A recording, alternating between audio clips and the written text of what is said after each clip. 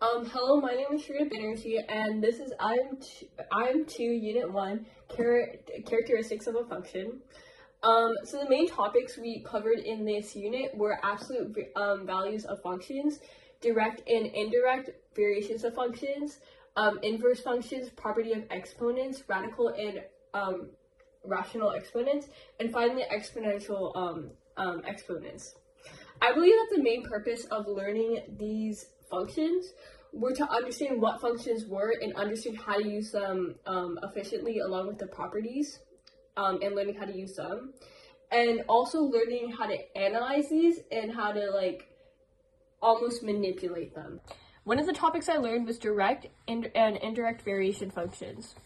We're going to solve for direct variation versus indirect variation. To solve, we need to make it in the same format as these, which are either y equals ax or y equals a over x.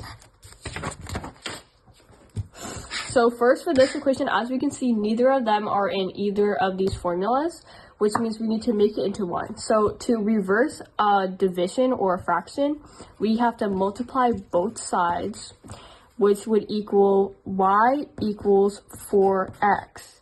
And this is a direct because it's in the same format as y equals ax. Next, for this equation, we, as you can see, they're not in the same formatting. So what we have to do is we have to divide both equations by x to put it into y equals 7x, which is the same formula as an inverse function, which is y equals a over x. The next topic which I'm going to be covering is properties of exponents, and we have 4 examples because these questions tend to be a little smaller. So to reverse a negative exponent, which is in problem 1, we need to put it into the denominator. So in this case, it would be 1 over 5. So for problem 2, we're going to have to do something completely different, which is we're going to divide 15 by negative 3. So we're going to cover this and just do this part. And that would equal negative 5. And then to combine the c's, we're going to have to do c 3 minus 2.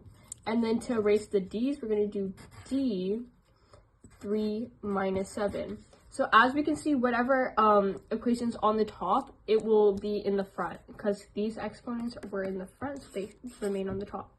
And then finally, to erase this part, we're going to do 5 minus c, and then 3 minus 2 equals 1, and then d3 minus 7 equals negative 4. And once again, we can't have a negative exponent, so this would go to the denominator, which would be negative 5. And since this is one that doesn't directly affect our fraction, we would just do c and then d4, which turn this into a positive exponent. Is we again have to take these negative exponents to the bottom. So we would rewrite it to look like p3, which is not a negative exponent, and then m minus 5 and m3, and then for this we would do n8, oh sorry, this is gone, n8, and then n2. So we would combine like variables, so since these are both n's, it would be m5, 6, 8, and then n10 over p3. And that would be our answer. Thank you for listening.